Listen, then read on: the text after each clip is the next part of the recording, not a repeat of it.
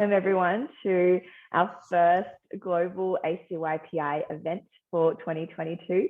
Before we begin, I'd like to acknowledge the traditional owners of the country on which we meet today. For myself, it's the Gadigal people of the Eora Nation, and recognise their continuing connection to land, waters and culture. We pay our respects to the elders past, present and emerging. My name is Lucy Du, CEO and Chair of the Australia-China Young Professionals Initiative, more commonly known as ACYPI. ACYPI is a not-for-profit community platform aimed to connect young professionals and entrepreneurs to opportunities encompassing Australia and China. Our community consists of over 3,000 members across 9 chapters across Australia and China. And our vision is to promote people-to-people exchange and cultivate cross-cultural literacy amongst young professionals in Australia and China to help their decision-making as future leaders across sectors. Today's discussion is incredibly special, as I think it epitomizes our vision, not just for the ACYPI community, but for many others across the Australia-China space, including hundreds of thousands of Australians who have transversed through Shanghai over the years or who have lived there, like Jonathan and myself.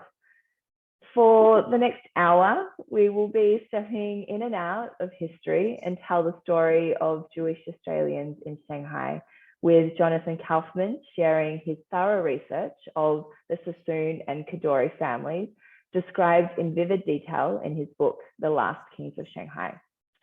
We also have guest Jonathan Belz, whose grandfather and great-grandfather were amongst the 18,000 Jewish refugees who sought refuge in Shanghai, and 2 of the 1,500 who arrived in Australia to start a new life.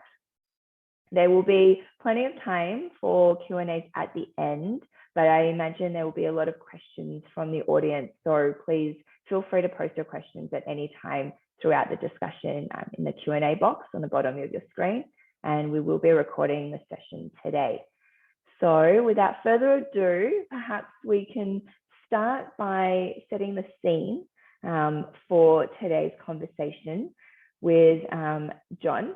Your book, The Last Kings of Shanghai, I think does an incredible job of narrating through the lives of the Sassoon and Kadoorie families, Jewish families' history with China.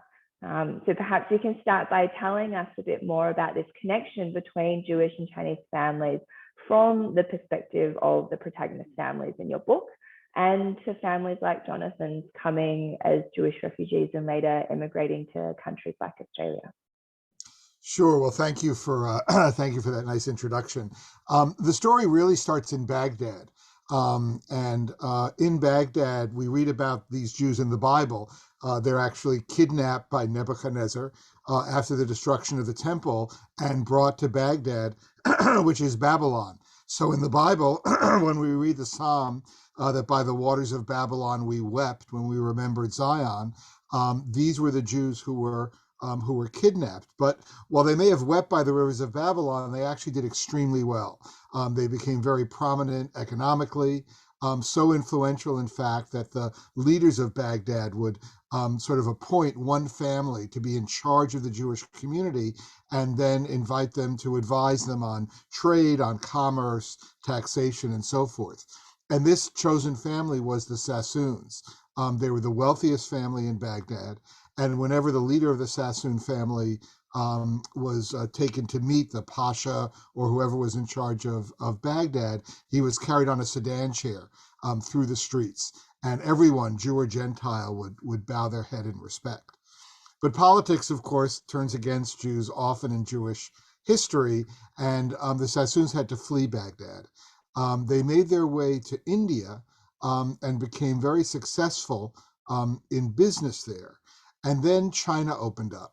And the way China opened up in the 1830s and 1840s was through the opium trade, when Great Britain went to war to open up China, including Shanghai, Hong Kong, and all the major cities to trade. And the Sassoons were very clever in business, and they quickly decided that opium was a way to build their fortune. And in some ways, it was sort of like a gold rush that was going on. David Sassoon, the patriarch, had 8 sons, and he sent them all across China. and they would communicate with each other with this new invention called the telegraph and stay in touch to track opium prices. They would use another new invention, the steamship, to make sure that their opium would get from India, where it was grown, to China, where it was sold a lot faster. So they say, I think it was Balzac said once, that behind every great fortune, there's a great crime.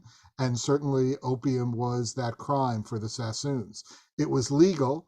It was traded by many companies. The Sassoons were so efficient at it that they essentially drove out all their rivals from Britain.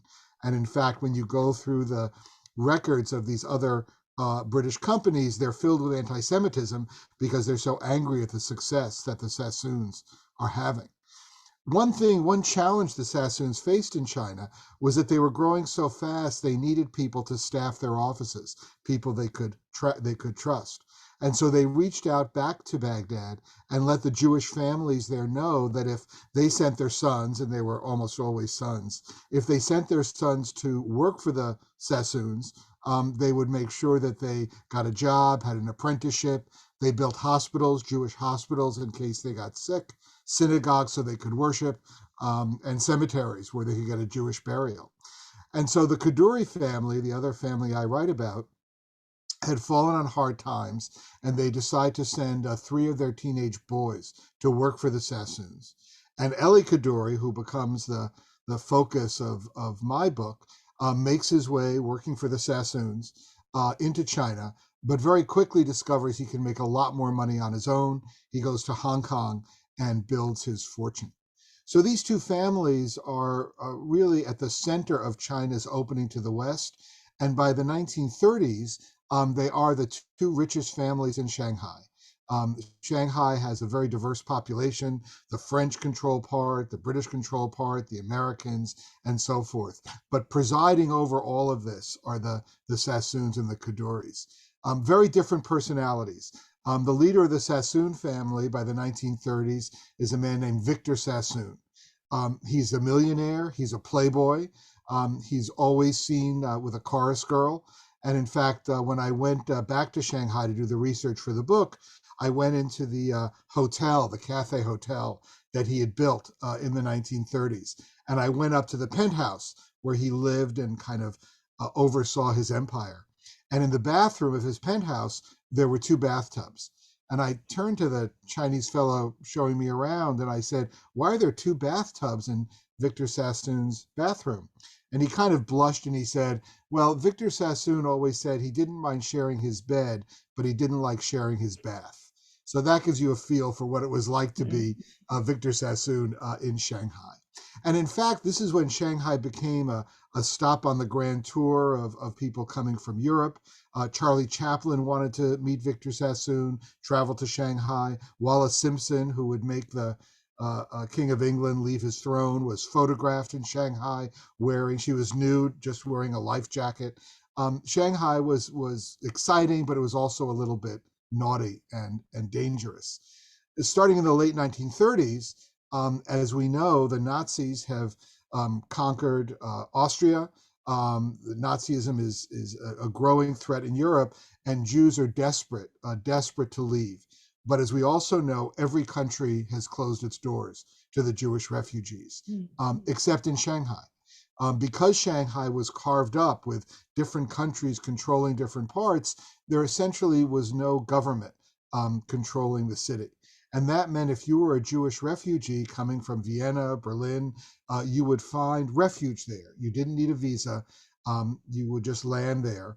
And so Jewish families began to sell all their belongings in Vienna and Berlin and climbing aboard cruise ships that would then take them to Shanghai. And as you mentioned, almost 18,000 of these Jewish refugees make their way to Shanghai in the late 1930s. And the Sassoons and the Kaduris really step up to help them. Victor Sassoon turns many of his properties and hotels into dormitories for these refugees. An entire neighborhood is occupied by these Jewish refugees. They don't speak any Chinese. The Chinese don't speak any English. Living conditions are tough, but at least they're safe.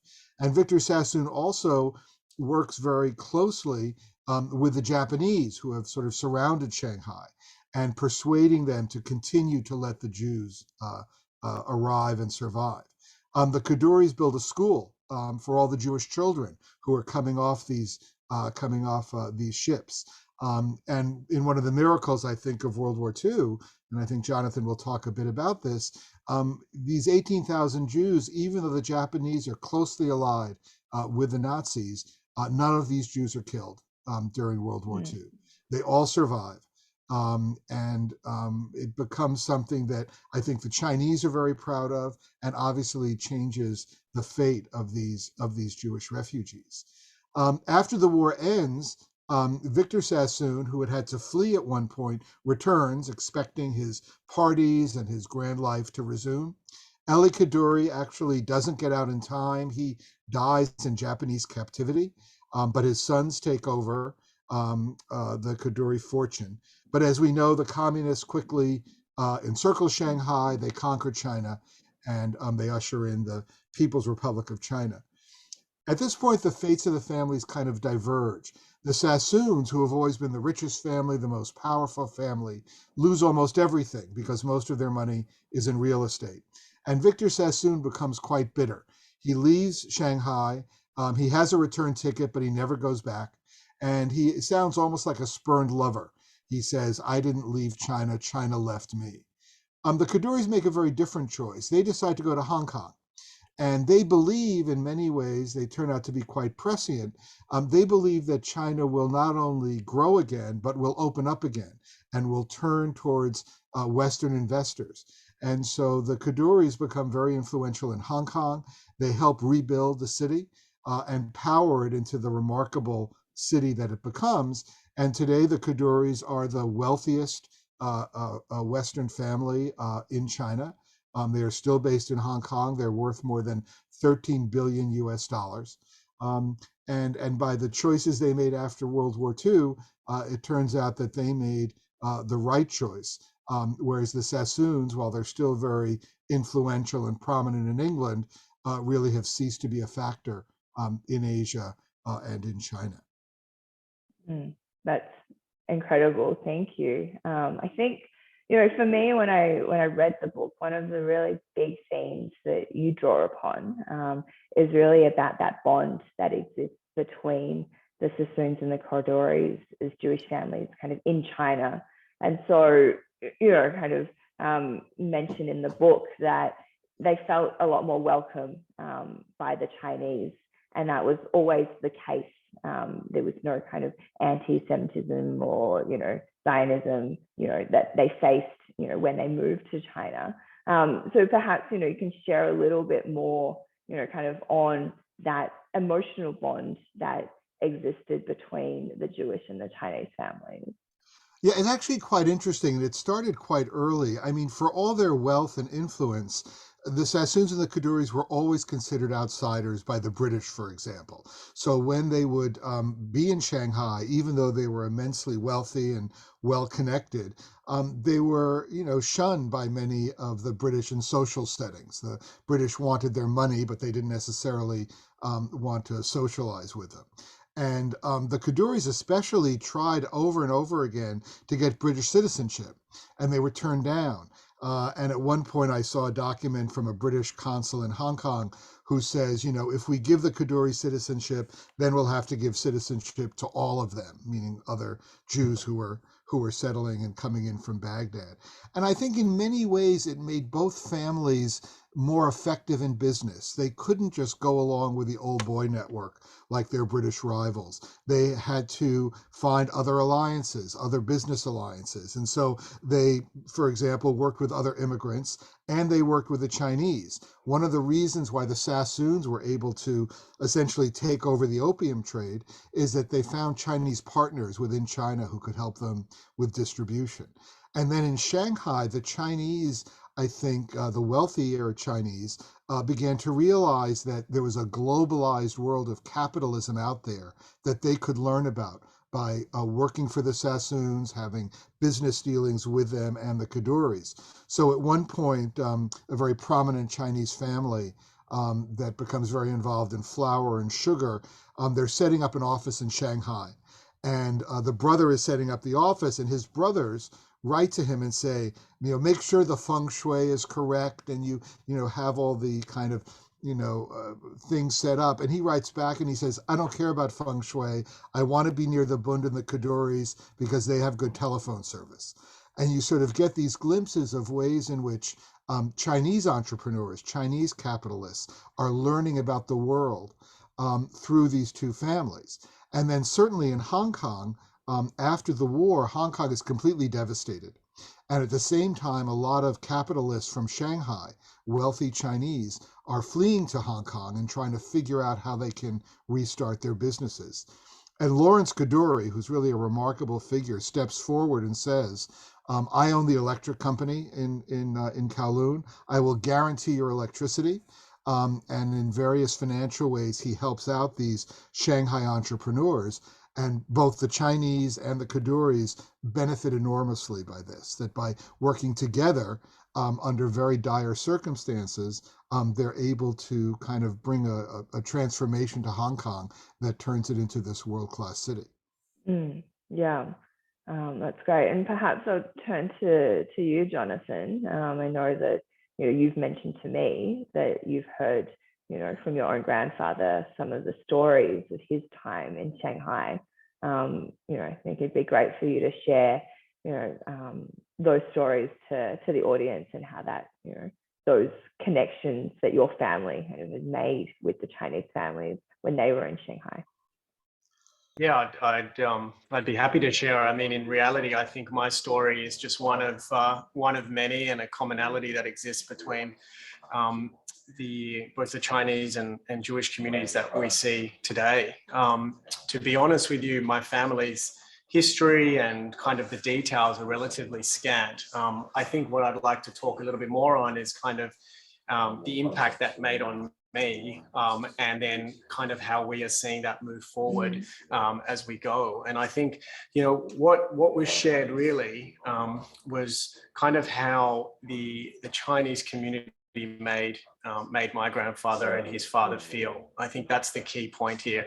If you think about the obvious differences, language, kind of things that they ate, sort of their family history. These were the obvious things that would break down, 99% of any relations or communications that we would have on a day-to-day basis. But I think what stuck with my grandfather and his father was that, in a time of desperate poverty, even in the ghettos for Chinese as well, in a war-torn situation, they were very happy to share toys, very happy to share pieces of food,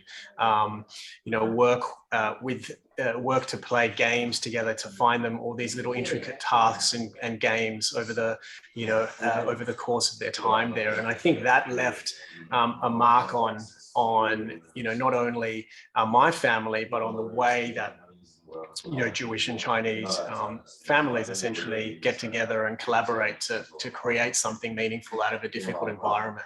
And I think that certainly triggered an appreciation within my family and my community around me around what relationships really mean, and what's the impact of having those types of bonds across cultures. And therefore you kind of look past some of the superficial differences relatively quickly when you meet someone who may not necessarily be of the same skin color, of the same nationality, or whatever. And it extends actually much wider beyond the kind of Australia-China discussion that we're having today.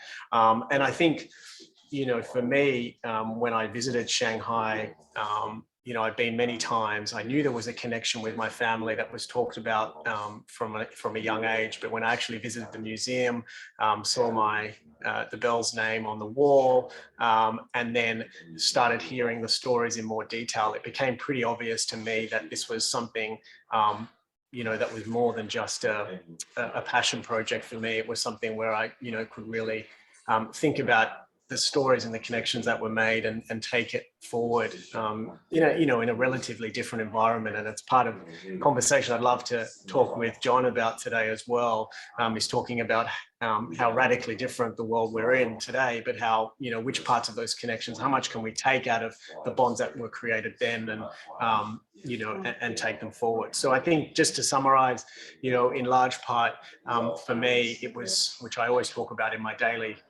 job and the work we're doing in the BFA community. It's really how the connections made my family feel, not so much what they did, not so much whether it was grand wealth and I think many of them didn't have an appreciation for the Kadoorie or the Sassoon story at the time, but it was very much a connection, an innate connection and a bond that has essentially lasted through many generations.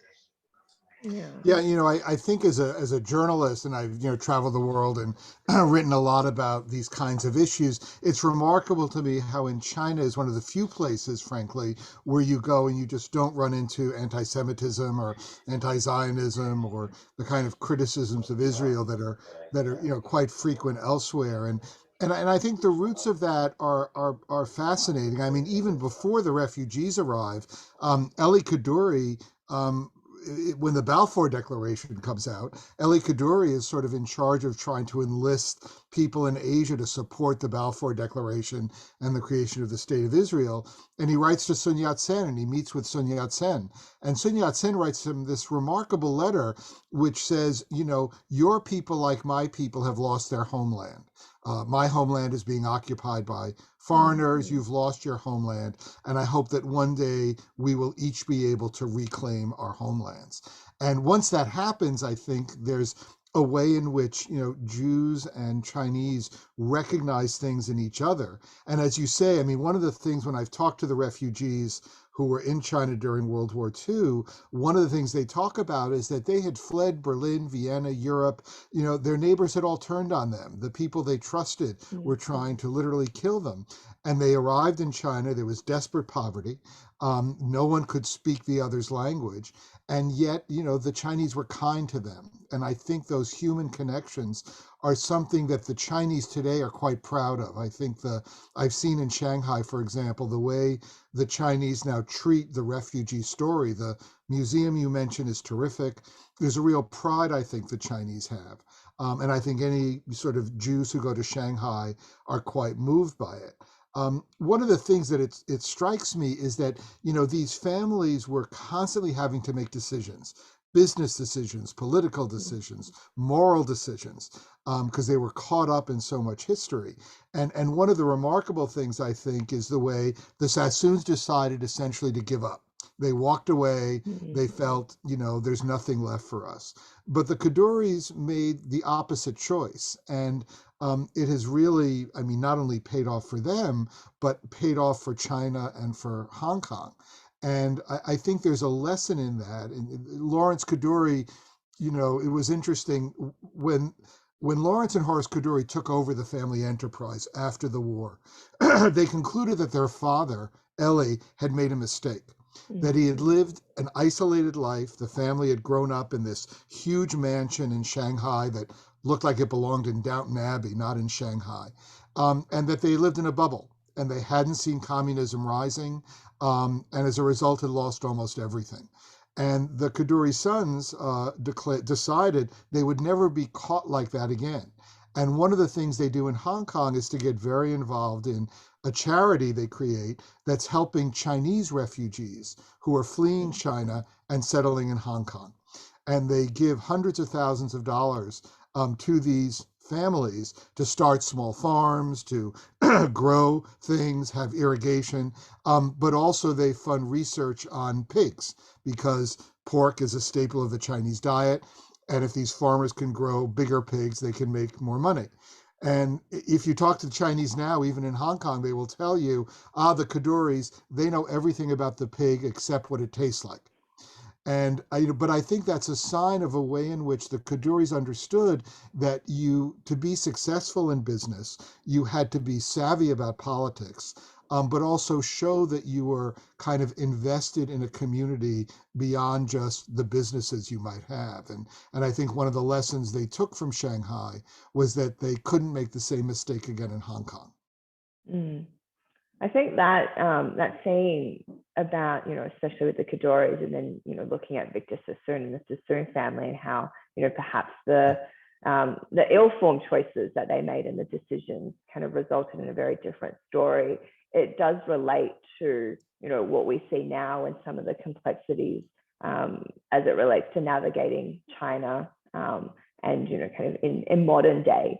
So kind of perhaps like Jonathan, if you want to kind of share some of your views and your experiences in kind of in modern day, how businesses and families are kind of really navigating and being challenged by how they should engage with China. I know that that's something that is kind of constantly raised, both from a personal level and kind of from a business sense as well.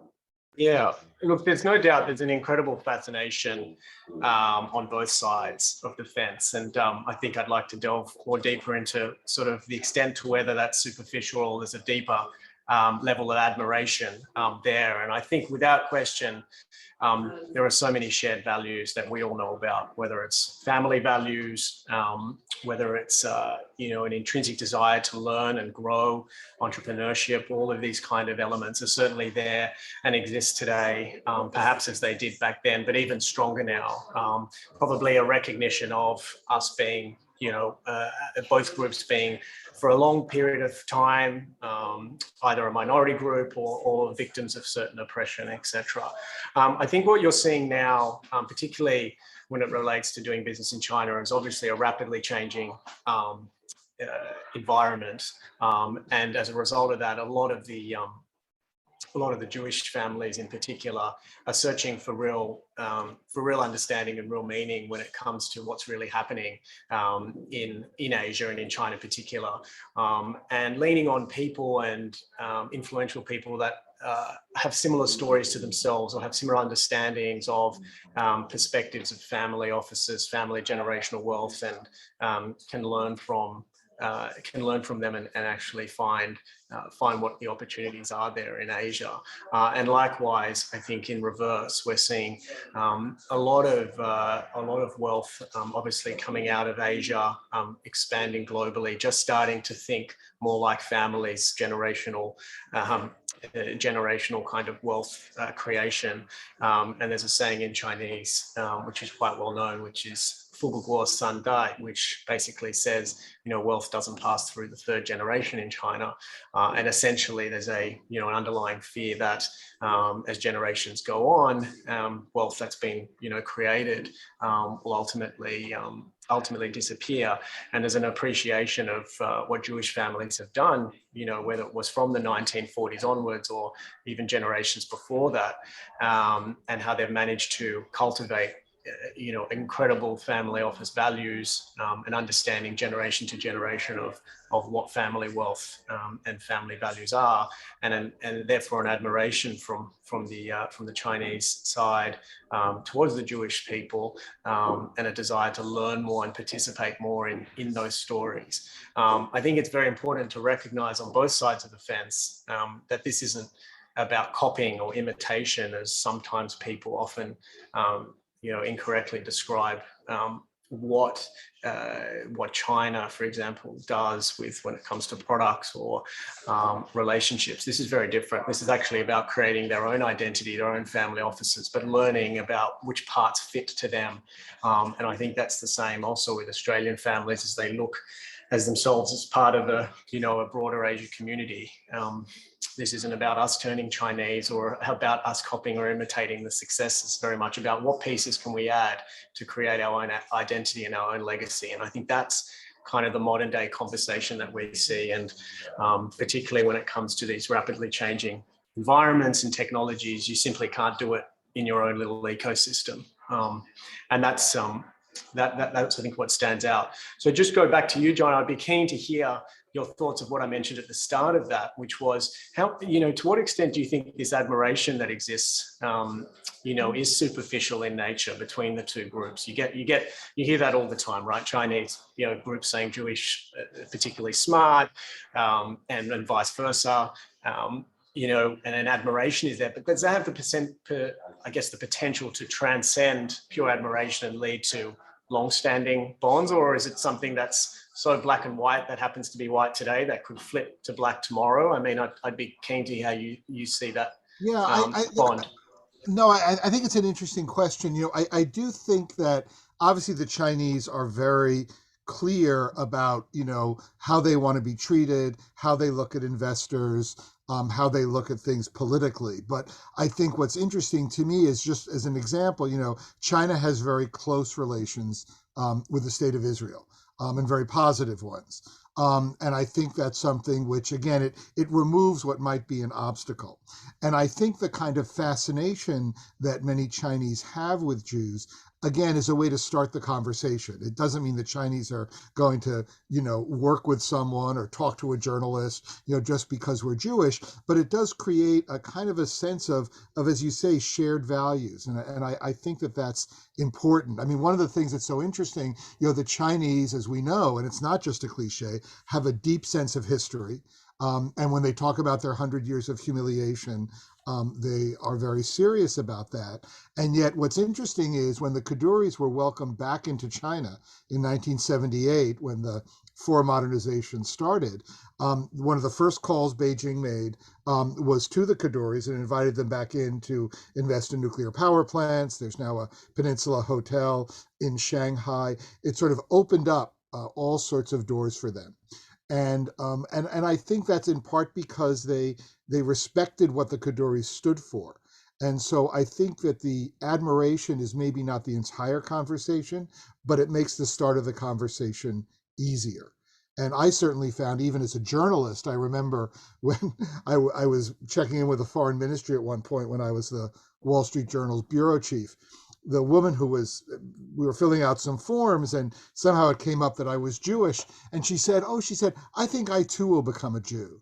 And, of course, I thought, well, gee, if 10% of China becomes Jewish, we could have a very different situation. But again, there is this fascination, and I think that's kind of can be a conversation starter, more than maybe, meaning things are going to go easy. But my sense is that, Jews, as I say, don't run into the sort of suspicion and questioning that often accompanies investments or trips or interviews in other countries. Yeah, and I think it seems like when the Sassoon family kind of first arrived in Shanghai, and that initial connection, perhaps I'd be curious to know how that was kind of perceived by the Chinese in terms of those values of sending your family to different outposts around the world to establish that legacy, and even the Kaduri entrepreneurial spirit that really empowered a lot of, I guess, the Chinese merchants or the entrepreneurs themselves, and to help kind of understand a bit more about that family legacy and kind of generational kind of wealth, and all that kind of has that. Do you think there's an impact? Yeah, I think it was a very familiar model for the Chinese. Yeah. I mean, as we know, the Chinese often rely very much on their families to become global, to expand, and so forth. And I think that the Sassoons and the Kaduris offered a model of that, which is there were 8 Sassoon sons. They went all across the world. The Kaduris had 2 sons who remained in the family business. The other thing that's interesting that I should mention is the role of women in these families. The role of women often isn't talked about, but in the Sassoon family, really a key moment came in the early 1900s when the youngest brother died in Bombay. All the other brothers were in England, sending their kids to Cambridge and going to Buckingham Palace and hanging out with the British aristocracy. And so Flora Sassoon basically served as regent of the Sassoons, and in fact was so successful that her brothers-in-law conspired to oust her in a boardroom coup. But she really in many ways helped save the dynasty. A friend of mine said, she hit the bamboo ceiling and her brothers-in-law didn't want to keep her there. With the Kaduris, there's an even more remarkable story. I mean, Eli Kaduri's wife, Laura, accompanied him on his travels throughout China, very unusual for a woman in the early 20th century. And she decided that the key to China growing again and overcoming poverty and disease was that Chinese girls should be educated, which was something no one was really thinking of, 120 years ago. And so she persuaded her husband to fund Chinese schools. And I think a lot of the kind of conscience of the Kaduri families that led to them kind of figuring out how to become partners with China as opposed to exploiters of China really came from from Laura's legacy. So I think the role of women in these families from both a business point of view, but also in terms of understanding how a relationship with China has to be with all parts of China, was something that ended up being very valuable to the Kaduris. Yeah, no, definitely. That was something that I really enjoyed reading in the book as well. Kind of thinking about your time, with the Kaduris. I know there's a lot of modern day Kaduris that still have a big, influence in Hong Kong as well. How has that how are they managing the relationship with the Chinese families in Hong Kong as well as mainland China, now versus say, before when they first started? I mean, there's a remarkable letter I found from Lawrence Kaduri, the older son, written to his brother Horace right after World War II. Horace is in Shanghai. The communists are coming closer and closer. Lawrence is in Hong Kong, which has been, stripped of everything by the Japanese. It's a ghost city, essentially. And Lawrence sits down and writes this letter to Horace and says, I think if we do things correctly, Hong Kong could be another Shanghai, which is an astounding thing to say in 1946 in Hong Kong, when there isn't even enough electricity to light the city at that point. But the Kaduris believed in Hong Kong, they believed in China, and even during the worst days of the Cultural Revolution, they kept on building, they kept on investing. They certainly could have, fled anywhere. They had gotten a lot of about half their money they had gotten out to Australia and other places.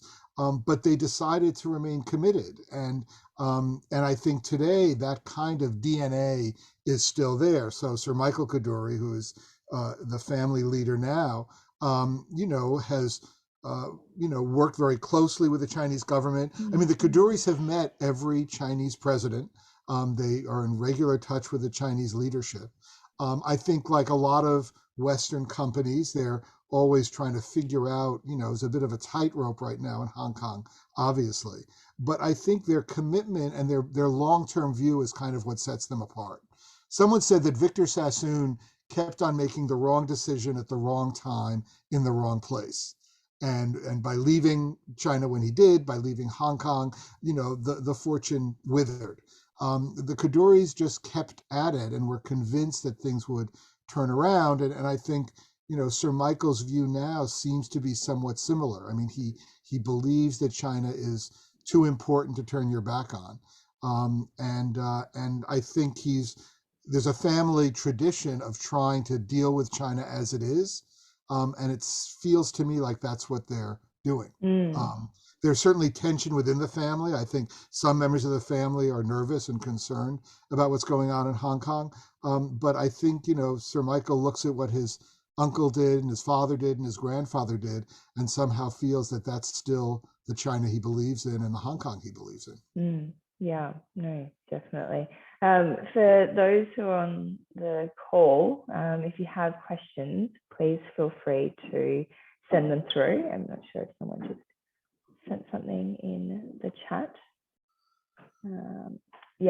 I'll just ask this question. Given the successful relationship between Israel and China, what can Australia learn from their relationship for a more positive way forward with China? I think that's an excellent question. Thanks, Anthony. Well, yeah, I mean, I think a lot of that is geopolitical. I mean, one of the interesting things is that one of the legacies of the refugees is that one of the refugees who's in Shanghai as a child ends up becoming a very well-known Israeli industrialist named Shaul Eisenberg.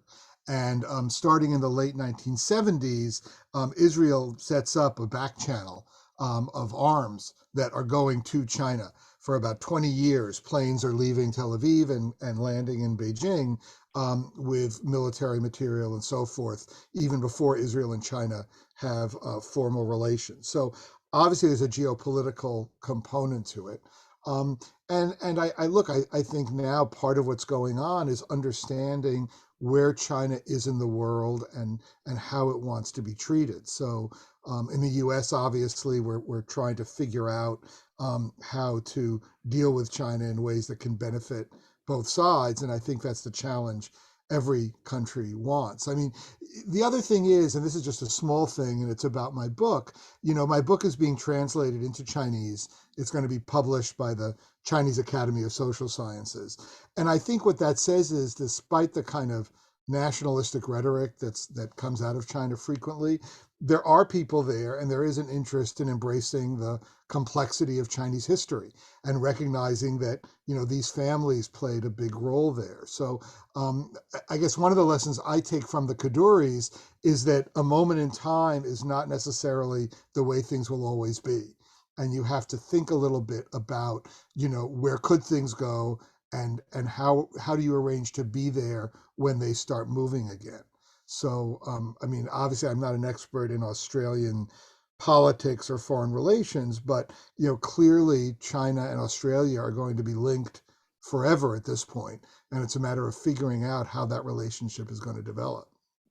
Yeah, absolutely. And Jonathan, did you have anything to add to that? Yeah, I'll just maybe add to it with the other question that came through from Nick, which asked on my personal experience, what do I see with the real connection between Chinese and Jewish people, and the core value and I guess sharing core values. And I think that's probably part of the answer.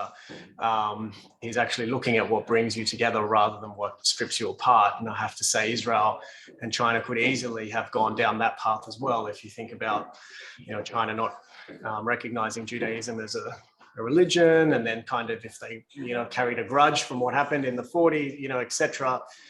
It could easily go down that path. But I think what they've done is embraced kind of the commonality that exists, and the competitive advantages. And I think Australia, if we can think about doing the same, and particularly what I see today on a day-to-day basis, and what we try to do in our business setting is actually look at the realities that exist and the difficulties and challenges that exist generationally to solve pretty complex problems in business, right? So pretty impossible for us here in Australia to even think about investing in Asia and growing businesses in China without reliable Chinese partners and friends.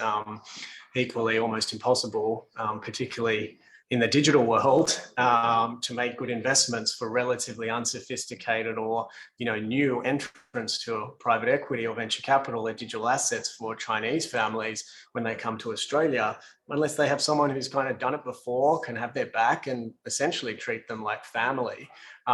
So I think that's, to me, is one of the obvious ways, and one you can't kind of look back on and doubt, when essentially if you're working together, investing and growing together, you're creating jobs, you're creating real value that otherwise wouldn't be there. In terms of the core shared values, I think we've touched on that a little bit today. I think we see that in our setting across the business relationships, the desire to learn, to grow, not to stay stale, to embrace kind of these pretty challenging environments and not run away from them, and do it in a way that's measured and thoughtful. I see both groups having that, and caring deeply about the environment they live in, and what family means essentially to them. I think one of the big differences, and I guess connections, that I have with Chinese families that I don't observe as much with other groups, is that they are about being friends first and business second, and that's pretty powerful, because if you don't understand, it sounds simple, but if you don't understand it, you rely on doing a deal the first time you meet someone, getting the right contract in place, but the power of friendship and family is actually far greater, potentially, it should be, than anything written necessarily on a contract. And actually embracing that and using that practically in a business setting, it's confusing for a lot of people, but if done correctly, you form lifelong bonds with people, and connections that, for me anyway, have stood the test of time. Have all my relationships in China worked? Of course not, just like in any situation, but in general, it's actually a relatively proven playbook that people often misunderstand. Yeah, definitely. Did you say that, John, when speaking to the Kaduris in the research, of the book, some of those things that Jonathan touched on?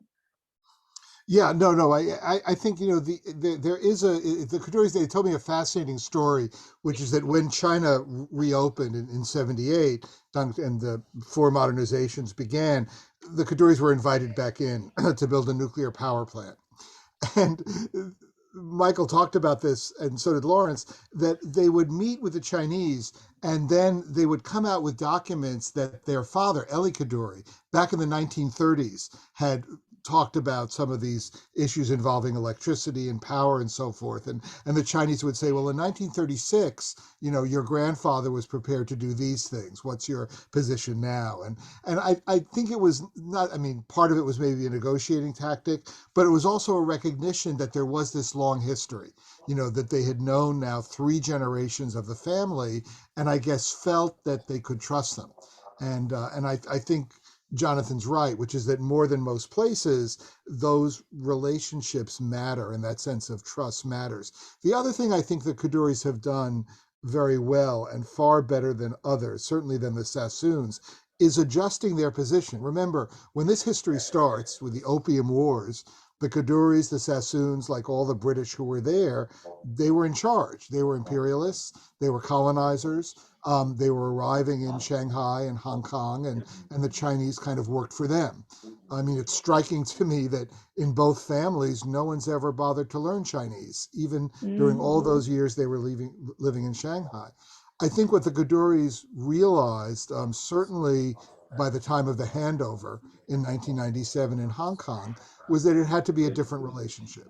It could no longer be Western companies sort of saying, this is what you're going to do. In fact, in many ways, the Chinese would be in the driver's seat, and would kind of be asking for certain things and wanting to expand and so forth. So I think there also has been an education on the part of the Kadoories, and I think most Western companies that deal with China, is that it's a relationship that's much more balanced now than 100 years ago when it was just Westerners marching in and saying, this is what we want. And I think the Chinese are very sensitive to that. They want to, be recognized and treated as equals, not in some kind of, old whisper of colonialism or people trying to take advantage of them. Yeah, definitely. We've got a few more questions. I think this one may be best for you, Jonathan, because it relates to entrepreneurial relationships, given you've set up your own business as well. This is specifically about kind of the entrepreneurial relationship between China and Israel, but perhaps you can share some of your thoughts on building that relationship kind of from the entrepreneurial side between China and Australia, and then the Australian families and maybe yourself personally. Yeah, it's obviously a pretty complex question. We could probably do a whole webinar on that. I'm happy to. But yeah, I'd have to. I think when it comes to the relationship quickly on China and Israel, again, that's not what we're talking about today. But I think what was interesting was it was brought out an understanding of Israel being a startup nation and China being very much the ability to commercialize and to bring many of these ideas to life, which Israel frankly always needs, right? Whether it was Europe historically and then China, and then I think when it comes to Australia, as Australia moves itself away from being sort of reliant on traditional resources and property, etc. We are becoming more of a startup nation ourselves, and there's a lot of money moving into venture capital, etc. And I think that makes a natural link between them. On the Israel side, it was really promoted from the government side of things, whereas in Australia we don't have that types of advocacy. So I think it does lean on people like ourselves and similar groups to promote them. But thankfully we are geographically a lot closer, and a lot of Asian firms and businesses and startups invest here, and likewise in Australia look to Asia. So I think there are ways, and I'd be happy to sort of talk about different ways to connect them, to connect up. And I think just to echo what John said, I think a really powerful point is that a view often from Australia into China remains that China is sort of really big, chaotic, and scary and ugly. And hundreds of years ago, and a lot of the time, what the Sassoons and Kadoories have done is remarkable and probably cannot be repeated. But in many ways, China has actually become somewhat more predictable, less chaotic, a lot more data driven. A lot of the reform that's happened at the top level down has taken away many of the old practices that would make China almost impossible to enter. So in many ways, being an entrepreneur and entering the China market, while it may not have some of the most glamorous returns that it may have had, and sort of isn't as wild cowboy as it would have been hundreds of years ago, you know, your ROIs might not be 100 times day one, as we say to people, but, you know, your risk of losing your capital,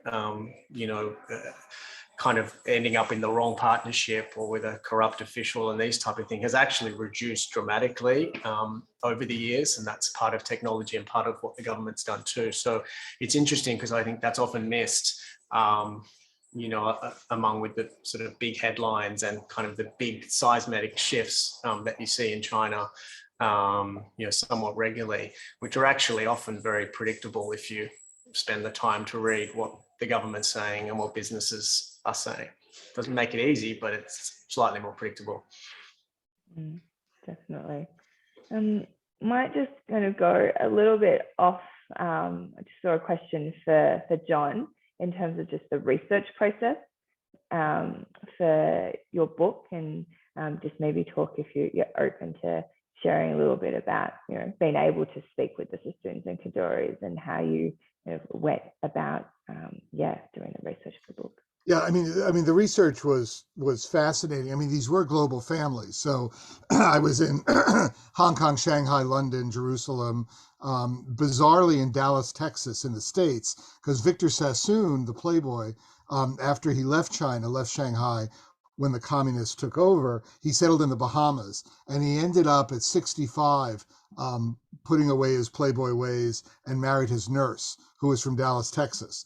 And as a result, his papers ended up in Dallas at a library there. And I remember at one point I was going through all his diaries and business accounts, and these pictures of naked women started coming out of the pages. And I was sort of mortified. I thought the librarian's going to come over and say, "What are you doing looking at pictures of naked women?" Well, it turned out that Victor Sassoon was an amateur photographer, and he would go down to meet these cruise ships that were coming in with Charlie Chaplin and Wallace Simpson, and then would basically take pictures of starlets and others, and then invite them back to his studio, persuade them to pose nude, and then he would have affairs with them. So, it gave me a sense of sort of what Victor Sassoon's life was like. Both families were very generous in talking to me and opening up things. Most remarkably, in many ways, was that Michael Kadoorie shared with me his grandmother's diary. She kept a diary of her travels in Hong Kong and throughout China from about 1900 to 1915. And it was like reading Katharine Hepburn and the African Queen. I mean, it was just remarkable. And then I think gave a voice to sort of women who normally are silent during all this, and kind of what she was doing and so forth. So, I think both families, recognize that this is a history that they wanted told. And I think it's frankly what's interesting also is that it's a history that's now being told more in China. Back when I first started going to China in the late 1970s, you couldn't talk about capitalism, right? That was just nothing. It just wasn't allowed. Now you go to Shanghai, and if you go to the Peace Hotel, which is the old cafe hotel that Victor Sassoon built, there are pictures of Victor Sassoon everywhere and the whole history there. And then down the Bund is a Peninsula Hotel with exhibits devoted to Elie Kadoorie. And I think especially in Shanghai, they embrace that period of global capitalism. And I think we all know that anyone who goes to Shanghai or to Hong Kong feels how different those cities are than every other city in China. I mean, it's like going to London or New York or Sydney. These are global cities. And part of that is because of the diversity that they had, that these families were there, other families were there, Jewish, Indian, all across the board. And I think these cities now take a pride in that, which is really palpable. And so when people come, they like to show that we were cosmopolitan even, in the 1920s and 1930s. Yeah, no, I think that's a really great place to perhaps wrap up for today. I know that we'll probably be able to keep talking about the various different characters and stories in the book, but we only have an hour. So thank you very much again, Jonathan and John, for your time today. I hope for the ACYPI community and everyone else who have joined today, we were able to, very briefly thread together some of the stories behind the legacy between Jewish and Chinese family. And I think for me, definitely a big key takeaway is how those kind of people-to-people connections and those bonds has had an impact, beyond politics and business. And, Jonathan is one example when he talked about, the impact that it's had on him and his identity and what it's empowered him to do. So thank you again. This event has been months in the making by the ACYPI team. So I really appreciate you, John, for joining us at 10 p.m. Boston time. It's pretty late over there, so we can make sure that we can do this for our audiences in China and Australia. Very thankful of your support as well, Jonathan, who's been an advocate of my commitment to ACYPI, giving me a copy of the book in the first place to read and to inspire me to work on this. And of course, my ACYPI team across Australia and China, who are all volunteers, volunteering their time to engage, connect, and empower all our communities across Australia and China. And last but definitely not least, the Australia Global alumni, who without their support, this event would not be possible. So thank you very much for everyone who has joined us today. If you'd like to be updated on future events, please join our mailing list or follow us on LinkedIn, Twitter, and WeChat. And I know that there's a lot of people joining from Shanghai as well.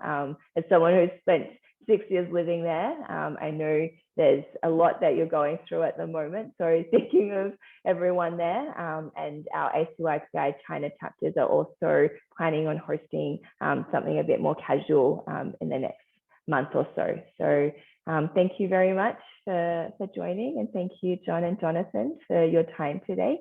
And I hope to see many of you shortly. Thank you.